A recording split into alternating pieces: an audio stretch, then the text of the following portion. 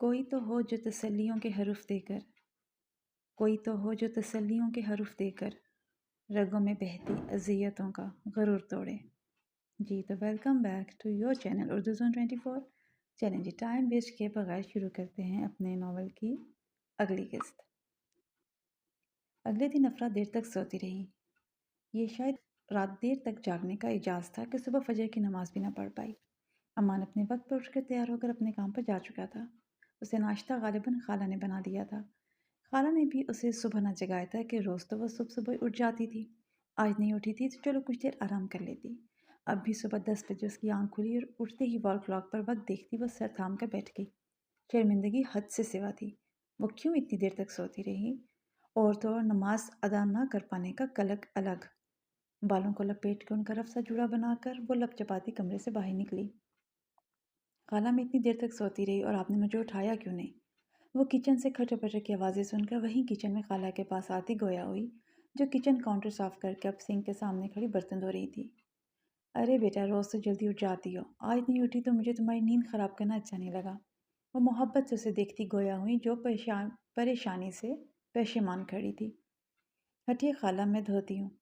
اس نے خالہ کے ہاتھ سے برتن تھامتے انہیں سائڈ پر کیا، جبکہ وہ اس کے سامنے اپنی ایک نہ چلتی دیکھ کر ہاتھ دھوتی چولہے کی طرف آئیں۔ چلو تب تک میں تمہارے لیے ناشتہ بناتی ہوں، بتاؤ کیا کھاؤ گی؟ ارے نہیں خالہ، میں برتن دھو کر بنا لوں گی، آپ پلیز باہر جا کر بیٹھیں۔ خالہ اس کی بات سنی انسنی کرتی فریج سے آٹا نکال کر اس کے پیڑے بنانے لگی۔ پراٹھے کے ساتھ کیا لوگی؟ وہ مصروف سے انداز میں گویا ہوئی۔ آملیٹ اور چائے۔ وہ انہیں ناشتہ بناتی دیکھ کر ٹھنڈی سانس خارج کرتی گویا ہوئی۔ ناشتہ کرنے کے بعد وہ گھر کی صفائی کر کے فریش ہو گئی۔ گھر کے کام کرنا اس کے بائیں ہاتھ کا کھیل تھا۔ ایک دفعہ شروع کرتی تو چٹکیوں میں سب کرتی ہی چلی جاتی۔ اب بھی وہ نہا کر گیلے بال پشت پر کھلے چھوڑے اپنے کمرے میں آ گئی۔ اب فراغت ہی فراغت تھی، اس لیے اب وہ سوچ رہی تھی کہ بوریت دور کرنے کے لیے کیا کیا جائے۔ ایک دم سے اس کے دماغ میں ایک گوندا لپکا۔ رات اس نے امان کا ٹرائیپوڈ سٹینڈ دیکھا تھا۔ امان اسے ویڈیو ریکارڈ کرنے کے لیے استعمال کر رہا تھا۔ وہ اسے اپنی ضرورت کے مطابق استعمال کرنا چاہتی تھی۔ چٹکی بجا کر اپنے خیال پر خوش ہوتی وہ اس کی اسٹڈی ٹیبل کی جانب بڑھی۔ وہاں سے ٹرائیپوڈ سٹینڈ نکالا اور اسے سیدھا کرنے کے بعد اس نے بیڈ کی پائنتی کی جانب سیٹ کیا اور سوچ کر ایک فلم منتخب کر کے اپنے موبائل پر چلائی اور اسے اس سٹینڈ پر سیٹ کر لیا۔ وہ منہمک سی فلم دیکھ رہی تھی جب کوئی جھٹکے سے کمرے کا دروازہ کھول کر آندھی طوفان بنا کمرے میں داخل ہوا۔ امان جو باعجلت گھر سے کوئی کاغذات اٹھانے آیا تھا، سامنے اسے یوں اوندھے لیٹے ٹرائیپوڈ سٹینڈ پر موبائل سیٹ کے فلم دیکھتا پا کر ٹھٹھا کر رکا۔ ہنستے ہوئے جب اس نے دروازے کی طرف دیکھا تو ہڑبڑا کر باعجلت سیدھی ہو کر بیٹھی، شانوں پر بے ترتیبی سے بکھرے بالوں کو ہاتھ سے سمیٹ کر پیچھے کیا اور لمحے کے ہزارویں حصے میں ادھر ادھر دیکھ کر اپنا آنچل تلاشا جو وہیں اس کے پاس ہی پڑا تھا۔ باعجلت اٹھا کر شانوں پر پھیلایا اور ہاتھ بڑھا کر ویڈیو کو پاز کر دیا۔ امان ہنوز سنجیدگی سے اسے دیکھ رہا تھا۔ جب وہ خاموشی سے آگے بڑھا اور اسٹڈی ٹیبل کا دراز کھول کر اندر موجود کاغذات کو الٹ پلٹ کر دیکھنے لگا، افرا ہونٹ چباتے اس کا رویہ سمجھنے کی کوششیں کرنے لگی کہ وہ اس قدر اتنا سنجیدہ کیوں تھا۔ کیا اسے افرا کا ٹرائیپوڈ سٹینڈ یوں استعمال کرنا ناگوار گزرا تھا؟ میں یہ ٹرائیپوڈ سٹینڈ آپ کی اجازت کے بنا استعمال کر سکتی ہوں کیونکہ ابھی میرا بھی ہے، بلکہ آپ سے ملکہ ہر چیز اب میری بھی ہے۔ وہ مزید یہ سب برداشت کیے بنا منہ بناتی گویا ہوئی، کیونکہ وہ جب سے کمرے میں آیا تھا ایک لفظ بھی نہ بولا تھا، اور مجھے خوشی ہوتی اگر تم اسے فضول کاموں میں استعمال کرنے کے بجائے کسی تخلیقی یا با مقصد کام کے لیے استعمال کرتی۔ وہ ہنوز مصروف سا دراز پر جھکا، مطلب وہ الجھ کر گویا ہوئی۔ چلو ایک بات تو کلیئر ہوئی کہ اسے افرا کا وہ ٹرائیپوڈ سٹینڈ استعمال کرنا برا نہیں لگا تھا۔ مطلب یہ کہ تم یہ کن فضول کاموں میں لگی ہو؟ وہ دراز سے اپنے مطلوبہ کاغذات نکال کر دراز بند کرتا اس کی جانب پلٹا۔ میں فارغ تھی اسی لیے فلم دیکھنے لگی۔ اور یہی تو کہ تم فارغ کیوں تھی؟ وہ سنجیدہ سا دو قدم اس کی جانب بڑھا۔ 2 مہینے، اس نے انگلیوں سے 2 بناتے ہوئے اس کے سامنے کیا۔ صرف 2 مہینوں بعد تمہارے گریجویشن کے امتحانات ہیں اور تم یہ کہہ رہی ہو کہ تم فارغ تھی۔ تو ایفی پرنسس، تم کیوں تھی فارغ؟ کیا تمہارے پاس فارغ وقت ہونا چاہیے تھا؟ وہ بالکل اس کے قریب آتا اس کی آنکھوں میں دیکھتا ہوا گویا ہوا، جبکہ افرا دھک سے رہ گئی۔ بیڈ پر بیٹھی وہ ہونٹ چباتی اسے ہی دیکھ رہی تھی۔ تو کیا میں پیپرز دوں گی؟ الجھا سا سوالی انداز تھا۔ امان کے ماتھے پر جا بجا شکنوں کا جال ابھرا۔ اس فضول سے سوال کا مطلب کہ شادی کے بعد کون پڑھتا ہے؟ وہ ٹرائیپوڈ سٹینڈ پیچھے کرتی بیڈ سے اتر کر اس کے مقابل آئی۔ شادی ایسی کون سی غیر متوقع چیز ہے افرا جس کے بعد پڑھائی کو خیر بات کہہ دیا جائے؟ अब की बार वो नरमी से गोया हुआ। मुझे खुशी होगी अफ़रा अगर तुम वापस अपनी पोजीशन बरकरार रखते A+ ग्रेड लोगी। इस मामले में मेरी तुमसे तवक्कुआत बहुत ऊंची हैं। आज से ही अपनी पढ़ाई पर तवज्जो दो और कॉलेज जाना भी फिर से शुरू कर दो। अभी तुम्हारे पास 2 महीने हैं और 2 महीने बहुत होते हैं अगर कोई उन्हें बेहतर तरीके से इस्तेमाल करना चाहे तो। पर मेरी किताबें तो अम्मी की तरफ हैं। वो तेज़ी से सोचती गोया हुई। अम्मा ने वाकई उसकी तवज्जो सबसे अहम काम की तरफ मबजूल करवा दी थी, वरना पढ़ाई तो उसका भी जुनून था। ठीक है, मैं शाम में आता हुआ लेता आऊँगा, फिर मैं खुद तुम्हें गाइड करूँगा और इंशाल्लाह तुम जल्दी सब कवर कर लोगी। और तब तक अगर टाइम पास को कुछ देखना ही है तो कुछ मोटिवेशनल वीडियोस देख लो, ताकि रात में जब पढ़ाई करो तो खुद को ज़्यादा चार्ज अप महसूस करो, नहीं तो कोई किताब पढ़ लो। उसने स्टडी टेबल से कुछ फासले पर बने बुक शेल्फ की जानिब इशारा करके कहा और उसका चेहरा थपथपाकर कागजात लेकर कमरे से निकल गया, जबकि अफरा गहरा सांस खारिज करती बेड पर धप से बैठती दिल से मुस्कुरा दी। आज सारा दिन सिला सिर्फ ज़रूरत के तहत ही कमरे से बाहर निकली थी, वरना बच्चों की मौजूदगी में घर का जो माहौल था उसे बाहर निकलकर घबराहट होने लगती थी। रात वो बेसब्री से बालाज की वापसी का इंतज़ार कर रही थी। आज वो ज़रूरत से ज़्यादा ही लेट हो गया था। अभी वो इधरपन में मुब्तला ही थी जब थका हारा बालाज घर लौटा और हाथ में थामा बैग वहीं सोफे पर फेंकता, टांगे लटकाए ऐसे ही बेड पर धप से लेटकर आंखें मूंद गया। क्या हुआ, आज ज़्यादा थक गए? सिला ने उसके पास बैठते उसके माथे पर बिखरे बाल हटाए। हाँ। वो ज़रा सी आंखें खोलकर उसका वही हाथ अपने हाथ में थाम गया। अच्छा तुम फ्रेश हो जाओ, मैं खाना लाती हूँ। वो मुस्कुरा कर उठ खड़ी हुई। बालाज भी मुस्कुरा कर उसे देखता उठकर वॉशरूम की जाने पड़ गया। मुझे तुमसे कुछ बात करनी है बालाज। वह जब फ्रेश होकर खाना खा चुका तो वो उसके सामने से बर्तन हटाती गोया हुई। खाना उन्होंने कमरे में ही खाया था। वो उसके सामने बेड क्राउन से टेक लगाए बैठी बेडशीट के डिज़ाइन पर उंगलियां फेर रही थी। हाँ बोलो। वो भी तकिया सीधा करता उसके साथ ही नींद दराज हो गया। बालाज, मैं इस घर में नहीं रह सकती। तुम प्लीज़ मुझे अलग घर लेकर दो। उसके मुंह बनाकर कहने पर वह झटके से सीधा होकर बैठा, जैसे उसे 440 वोल्ट का झटका लग गया हो। क्या बात कर रही हो सिला? क्या घर लेना इतना ही आसान काम है? वह लम्हों में तल्ख हो गया था। मैं कब कह रही हूँ कि अपना घर लेकर दो। हम फिलहाल रेंट के घर पर भी शिफ्ट हो सकते हैं। उसके तल्ख होने पर सिला के माथे पर भी जा बजा बल पड़े थे। सिला को गुस्से में आता देखकर बालाज को अपने लहजे का एहसास हुआ तो फौरन से ठंडा पड़ता सर थम गया। ये भी अभी मुमकिन नहीं है। क्यों मुमकिन नहीं है बालाज? मैं नहीं रह सकती इस माहौल में। यहाँ हर वक्त बच्चे चीखते चिल्लाते हैं और बच्चों से ज़्यादा बड़े चीखते चिल्लाते हैं। किरण और सानिया की ही नहीं बनती, और अगर तानिया आ जाए तो और सोने पर सुहागा। घर घर नहीं, जंग का मुहाज लगता है। और मेरी तो छोटी छोटी बातों को पकड़ कर उन्हें चिंगम की तरह खींचा जाता है। मुझे मुसलसल ये एहसास दिलाया जाता है जैसे मैं कोई अछूत हूँ। मैं मुसलसल डिप्रेशन में रहने लगी हूँ। मेरा सर दर्द हटता ही नहीं है और ये इस हालत में बहुत बुरी अलामत है। उसका बच्चे की सेहत पर बहुत बुरा असर पड़ेगा। तुम क्यों नहीं समझ रही? मैं नहीं रह सकती यहाँ। वह तलखी से कहती फट पड़ी थी। वो गॉड सिक्सिला, पूरी दुनिया की लड़कियां अपने ससुराल में ही रहती हैं। उसकी तल्ख कलामी सुनता वो भी तलख हो उठा था। रहती होंगी, लेकिन ये ससुराल नहीं पागल खाना है और मैं इसे पागल खाने में नहीं रह सकती हूँ। वह दुख से बालाज का ये रवैया देखती उसे धक्का देकर सीधी होकर बैठी। आंसू मोतियों की लड़ियों की माने आंखों से बहने लगे थे। वो क्यों उसे नहीं समझ रहा था? उसका दम घुट रहा था यहाँ। वो पागल होने के दर पर थी और वो इस बात को इतना हल्का ले रहा था। मैं मेंटली टॉर्चर हो रही हूँ यहाँ बालाज, और तुम? वो अजियत से कहती बात दरमियान में ही छोड़कर लब भेजती अपनी सिसकियाँ रोकने लगी। उसके आंसुओं ने ठंडे पानी का काम किया था। बालाज की सारी तलखी कहीं जा सोई। सॉरी सिला, मेरा वो मतलब नहीं था। प्लीज़ तुम रोना तो बंद करो। मैं तुम्हें रोता हुआ नहीं देख सकता। वह तड़प कर उसके करीब होता उसके आंसू साफ करने लगा, मगर वह जितने उसके आंसू साफ करता उतने ही मजीद बह निकलते। तुम्हें समझ क्यों नहीं आता बालाज? मैं यहाँ नहीं रह सकती। वो बेबसी से उसके दोनों हाथ थामती गोया हुई। मैं इस वक्त बहुत बेबस हूँ सिला, मैं तुम्हारी ये ख्वाहिश पूरी नहीं कर सकता। वो शर्मिंदगी से सर झुकाता पस्त आवाज़ में गोया हुआ। क्या मतलब, क्यों नहीं कर सकते? बालाज के लहजे ने उसे चौंका दिया था।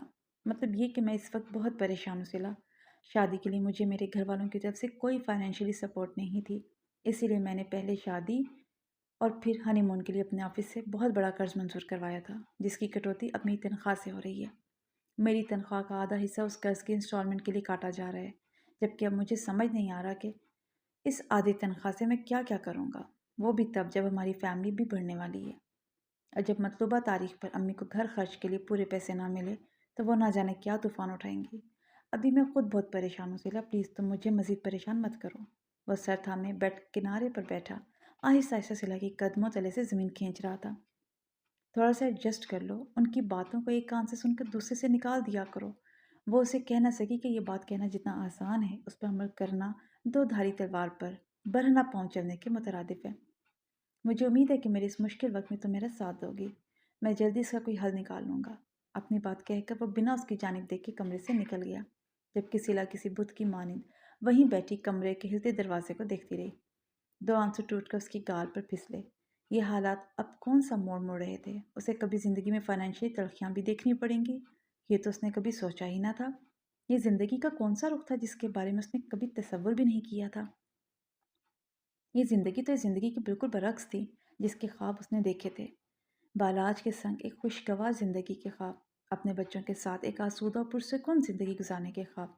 उसके लिए तो बालाज से शादी हो जाना ही एक जंग फतह कर लेने के मुतरादिफ था। फिर तो सब सेट हो जाना चाहिए था। पर फिर अब ये कौन सी मुश्किलात थी जिससे उसका पाला ही ज़िंदगी में पहली मर्तबा पड़ रहा था। और शादी के बाद उनकी पहली रात थी जिसमें सारी रात बालाज कमरे में वापस नहीं आया था, और सिला ने भी वो रात किसी शौक के ज़ेरे असर बहती और जागती आंखों से काटी थी। रात की स्याही चारों जानिब फैली थी। आसमान गोया मुकेश जुड़ी स्याह चादर ओढ़े तनकर खड़ा था, जिसके वस्त में चांद अपनी पूरी आबोताब से चमक रहा था। इस कच्चे सेन वाले घर की खूबसूरत से होम गार्डन पर चांद की चांदनी किसी आबशार की मानिंद गिर रही थी। इससे थोड़ा आगे बढ़ो तो दो जीने चढ़ने के बाद बरामदे से गुजर के सामने दो कमरे थे, जिनमें से एक कमरे की लाइट बंद थी जबकि दूसरा कमरा रोशन था। ज़रा उस कमरे का दरवाज़ा धकेल कर अंदर झांको तो सामने दीवार के साथ मौजूद स्टडी टेबल पर अमान झुका मोबाइल की रोशन स्क्रीन से कुछ नोट करके नोट्स बना रहा था। मोबाइल से उभरती नीली रोशनी बरह रास्त उसके चेहरे पर पड़ रही थी, जबकि उसके हाथ तेज़ी से चलते सफ़ेद कागजात पर नीली स्याही बिखेरते जा रहे थे। उससे कुछ फासले पर मौजूद काउच पर अफरा हाथ में मोबाइल थामे मुनीबा से वीडियो कॉल पर बात कर रही थी। मुनीबा नुमान के साथ वहाँ सेट हो गई थी और अफरा के साथ उसकी तकरीबन रोज़ ही बातचीत हो जाती थी। अब भी माँ और अमान से बात करने के बाद वो अफरा से बात कर रही थी। अफरा के इर्द गिर्द उसकी किताबें और जर्नल्स बिखरे पड़े थे, जो अपने कहे के मुताबिक अमान वापसी पर उसके घर से लेता आया था। वो गालिबन पढ़ाई कर रही थी जब मुनीबा का फ़ोन आया। तभी एक किताब और एक जर्नल उसके पास ही औंधे मुँह पड़े थे। ठीक है मुनीबा आपी, मेरे प्यारे से शहजादे का बहुत ख्याल रखिएगा। इंशाल्लाह फिर बात होगी। वो स्क्रीन पर उभरती मुनीबा की तस्वीर के पीछे मुगैस को शरारतें करता देखकर गोया हुई और फ़ोन बंद होने पर फिर से अपनी किताबों की जानिब मुतवज्जह हो गई। उफ, फाइनली अमान हल हो ही गया ये न्यूमेरिकल। वह मुनीबा का फ़ोन आने से पहले उसी न्यूमेरिकल पर सर खपा रही थी। अब भी जर्नल सीधा करते उसने वहीं से शुरू किया जहाँ कुछ से पहले छोड़ा था, और न्यूमेरिकल हल होते ही वह एक गहरा सांस खारिज करती बॉल पॉइंट जर्नल में रखती ज़रा पुरसुकून होकर बैठी। लाओ दिखाओ मुझे। अम्मा ने भी अपने नोट्स बंद किए और मोबाइल की स्क्रीन ऑफ करके उसकी जानिब मुतवज्जह हुआ। लेकिन इससे पहले कि अफ़रा उठकर उसके पास आती, वो खुद ही अपनी जगह से उठकर उसके पास आया और वहाँ पड़ी किताबें हटाकर खुद उसके पास बैठकर जर्नल उठाकर देखने लगा। अफ़रा को उसका यूं उसके पास आकर सवाल चेक करना खासा अजीब लगा, कुछ अलग सा। आज से पहले तो उसने कभी ऐसा ना किया था। वो खुद ही काम चेक करवाने उसके पास जाती थी। उसका दिल जोर से धड़का। धूप निकलते उसने एक नज़र अपने बेहद करीब बैठे अमान को देखा, जो हस्बे साबिक ट्राउज़र पर हाफ स्लीव टी शर्ट पहने मसरूफ़ सा जन्नत पर न्यूमेरिकल दिख रहा था। गुड, ठीक हल किया है। उसने न्यूमेरिकल चेक करके बॉल पॉइंट जर्नल के अंदर रखकर जर्नल बंद कर दिया। अब अगला हल करूँ? अफ़रा ने जर्नल लेने को उसकी जानिब अपना हाथ बढ़ाया। नहीं, अब बाकी का कल पढ़ना। उसने झुक कर उसके पास पड़ी बाकी किताबें उठाकर साइड पर रखी और उसका जर्नल के लिए हाथ बढ़ता हुआ देखकर उसका हाथ थाम लिया। ना जाने क्यों अफ़रा की छड़ी इस बार बार ब्लिंक करती उसे कुछ समझा रही थी, जिसे वह समझने के बावजूद शायद समझ नहीं पा रही थी। उसने एक नज़र अमान के मजबूत हाथ में थामे अपने हाथ को देखा, फिर खुश्क पड़ते लबों पर ज़बान फेरती गोया हुई। आपका काम ख़त्म हो गया? नहीं, काम तो बहुत पड़े हैं लेकिन मैं फ़िलहाल करना नहीं चाहता, क्योंकि मैं फ़िलहाल अपनी बीवी के पास बैठकर सुकून से वो लंबी बात डिस्कस करना चाहता हूँ जो उस रोज़ गाड़ी में मुयस्सर मुख्तसर से वक्त में हम नहीं कर सके थे। उसने मखमूल लहजे में कहते अफरा के मली चेहरे पर पिछले बालों की लटों को उसके कान के पीछे अरसा। अफरा का दिल धक से रह गया। उसे अपनी कही सभी बातें पूरे जुजियात के साथ याद हैं, जिसे शायद वो बदलते हालात के पेश नज़र भूल गई थी। ज़िंदगी में आसूदगी हो तो गुज़िश्ता अयाम की तलख़ी भी भूलने लगती है। मैं ये कबूल करता हूँ फिर प्रिंसेस कि मैं गलत था और शादी के इब्तदाई दिनों में मेरा रवैया तुम्हारे साथ बहुत गैर मुनासिब था। लेकिन मेरा खुदा गवाह है कि मैंने कुछ भी जानबूझ कर नहीं किया, और अपने रवैये की बदसूरती का एहसास होते ही मैंने अपने रिश्ते को बेहतर बनाने की मुकम्मल कोशिश की। लेकिन इस सब के बावजूद, वो सब मैंने जानबूझकर किया या अनजाने में, बहरहाल मैं ही उसमें उन सब में तुम्हारा खतावार हूँ।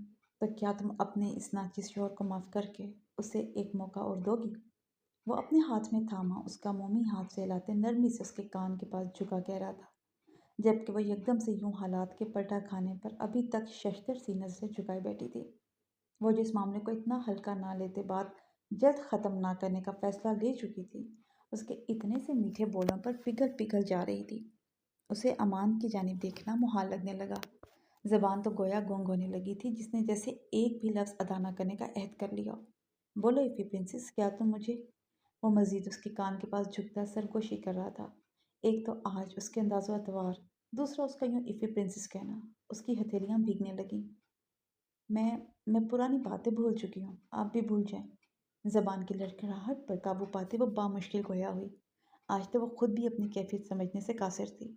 मैं वक्त अमान के सामने कैंची की माने चलने वाली ज़बान आज धड़कने लगी थी। तो क्या मैं फिर अब हमारी सुलह समझूं?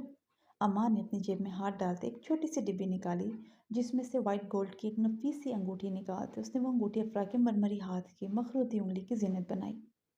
आज तो उसका एक एक अंदाज ही कातिल था।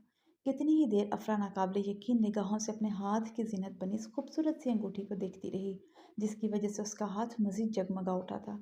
क्या सब इसी तरह भी ठीक हो सकता था? वो महज सोच कर ही रह गई। ये तुम्हारी रोनुमाई का तोहफा नहीं है अफरा, ये हमारी सुलह का तोहफा है। रोनुमाई के तोहफे के तौर पर जो मैंने तुम्हारे लिए सोचा है उसे मैं फ़िलहाल अफोर्ड नहीं कर सकता, इसलिए मेरे लिए इस तोहफे से बढ़कर और कुछ नहीं है अमान। ये आपकी तरफ से इस रिश्ते में बंधने के बाद मेरे लिए आपके खलूस की निशानी है।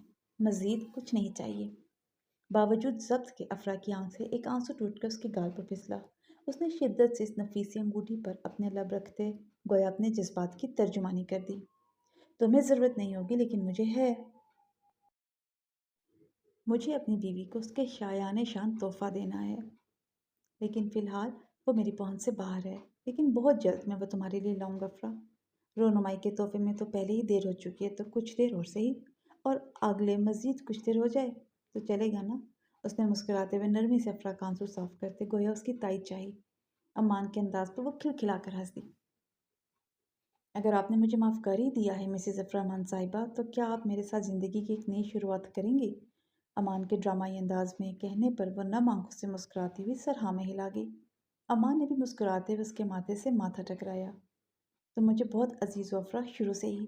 शायद इसीलिए अल्लाह ने तुम्हें मेरी किस्मत में लिख दिया। मैं तुम्हारी आंखों में आंसू नहीं देख सकता अफ़रा। माजी में जो हुआ उस पर मैं पशेमान हूँ। मैं नादानिस्ता तौर पर ही सही, मगर तुम्हारे लिए तकलीफ़ का मौजिब बना हूँ। माजी को बदलने पर मैं कादिर तो नहीं, लेकिन मैं तुमसे वादा करता हूँ कि पूरी कोशिश करूँगा कि कभी तुम्हारी आंखें नम ना हो पाए। मैं वादा करता हूँ कि दानिस्ता तुम्हें कभी कोई तकलीफ़ नहीं पहुँचाऊँगा। नादानिस्तगी में अगर कुछ हो जाए तो अल्लाह बड़ा कारसाज है, तुम माफ़ कर देना। वो बहुत प्रैक्टिकल शख्स था। उसके वादे वईद भी उसी की तरह हर तरह के बचपने से मुबर्रा थे। वो उसके सर से सर टकराए उसके कानों में रस घोल रहा था, जबकि वो आंखें बंद किए मुस्कुराती हुई पूरी शिद्दत से उन अल्फाज की ताजगी को महसूस कर रही थी। शायद ज़िंदगी इतनी भी मुश्किल ना थी, या शायद अब आसान लगने लगी थी उस सितमगर के इसे ज़िंदगी की खूबसूरतियों से मुतारिफ करवाने के बाद से।